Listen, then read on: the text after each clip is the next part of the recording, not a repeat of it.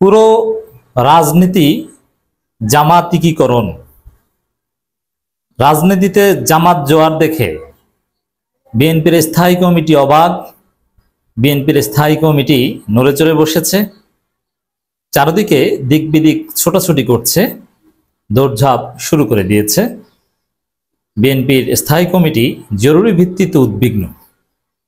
দর্শক, গণমাধ্যমের খবর, প্রশাসনে গুরুত্বপূর্ণ পদায়ন নিয়ে বিএনপি উদ্বিগ্ন, স্থায়ী কমিটির জরুরি বৈঠক।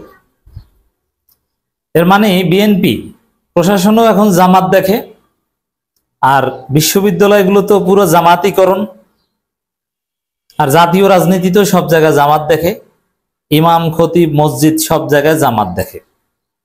তারা আশ্চর্য যে এত জামাত আসলো কোথা থেকে। এটা আপনারা দেখতে থাকেন আর জামাত ক্ষমতায় এসে দেশ চালাক, কিচ্ছু করতে পারবেন না। এই জামাত জোয়ার আপনাদেরকে মেনে নিতে হবে। BNP must be Democratic. জনগণের এই রায়কে আপনাদেরকে শ্রদ্ধা করতে হবে। আপনারা তো দেখছেন অলরেডি, বিশ্ববিদ্যালয়গুলোতে দেখেছেন না, এই যে আমি যে বলছি এটাকে অতিকথন না, ইটস ট্রু। জামাত জোয়ার ঢাকা বিশ্ববিদ্যালয়, জগন্নাথ বিশ্ববিদ্যালয়, জাহাঙ্গীরনগর বিশ্ববিদ্যালয়, রাজশাহী বিশ্ববিদ্যালয়, চট্টগ্রাম বিশ্ববিদ্যালয় দেখেছেন না আপনারা? সারা বাংলাদেশে প্রত্যেকটা জায়গায় আপনারা এই জামাত জোয়ার দেখবেন। তো দর্শক, প্রশাসনেও জামাত দেখে না, এটা ঠিক না। প্রশাসনে যাদেরকে দেখবেন তারা পেশাদার কিনা দেখেন। বিএনপি এই যে প্রশাসনে জামাত ট্যাগ দেয়, এটা যে কতটা ভয়ঙ্কর, আমি একটা এক্সাম্পল দিই।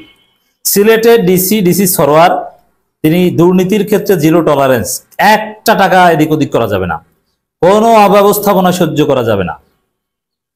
সিলেটের সন্ত্রাসীদের, অনিয়মকারীদের ঘুম হারাম, দালালদের ঘুম হারাম ডিসি সরোয়ারের কারণে। এখন ডিসি সরোয়ার জামাতের ডিসি হয়ে গেছে।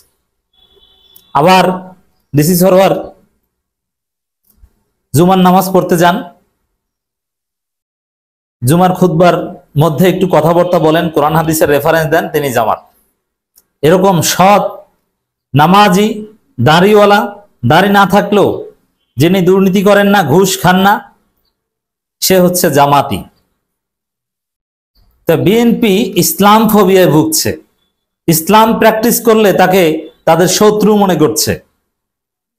এই ইসলাম ফোবিয়া বিএনপিকে ধ্বংস করবে। প্রশাসনে গুরুত্বপূর্ণ পদায়ন নিয়ে বিএনপি উদ্বিগ্ন। দেখেন খবরে কি আছে।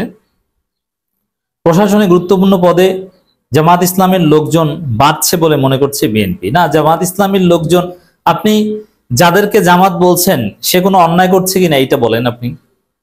আর আমরা যাদেরকে বিএনপি বলছি তাকে আমরা বলতে পারি সে দালালি করছে। যেমন সিইসি কে আমরা বলছি বিএনপির দালাল, হাজারো প্রমাণ দিতে পারবো যে সে বিএনপির দালালি করছে। যেমন ইশরাককে ফাঁকে ফোকরে মেয়র বানাতে চেয়েছে এই নির্বাচন কমিশন।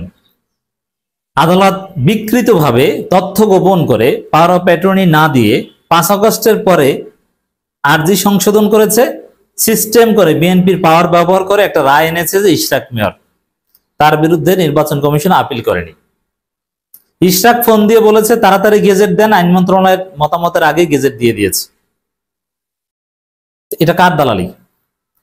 এরপরে বিএনপি বলছে যে না, আগে স্থানীয় সরকার নির্বাচন সম্ভব নয়। এই নির্বাচন কমিশন বলে যে আগে স্থানীয় সরকার নির্বাচন সম্ভব নয়। বিএনপি বলে ডিসেম্বর নির্বাচন সম্ভব, এরা বলে ডিসেম্বর নির্বাচন সম্ভব। এখন আবার বিএনপি বলে যে জাতীয় নির্বাচনের দিন গণভোট, আর বিএনপিও বলে যে জাতীয় নির্বাচনের দিনই গণভোট হওয়া উচিত। তো এই যে দালালির শত শত প্রমাণ দিলাম। বিএনপি বলে দিয়েছিল ইসিকে যে এনসিপি কে যেন শাপলা দেয়া না হয়, শাপলা নিয়ে জটিলতা তৈরি করেছে। আপনি দালালির কয়শো প্রমাণ নিবেন? কিন্তু আপনি যাদেরকে জামাত বলছেন সে পেশাগত কোনো এথিক্স ভায়োলেট করেছে কিনা, কোনো গোষ্ঠীর দালালি করেছে কিনা, কারো প্রতি বৈষম্যমূলক আচরণ করেছে কিনা আপনি দেখাতে পারবেন না। তাহলে যে লোকটা বিসিএস দিয়ে চাকরির পরীক্ষা উত্তীর্ণ হয়ে এখানে এসেছে, আপনি তার পদায়নের বিরোধিতা করবেন কোন যুক্তিতে? বিএনপির হলো যেমন এই যে জাহাঙ্গীরনগরের ভিসি সরাসরি খালেদা জিয়ার উপদেষ্টা, শিবির একবারও তার পদত্যাগের দাবিতে বিক্ষোভ করেছে?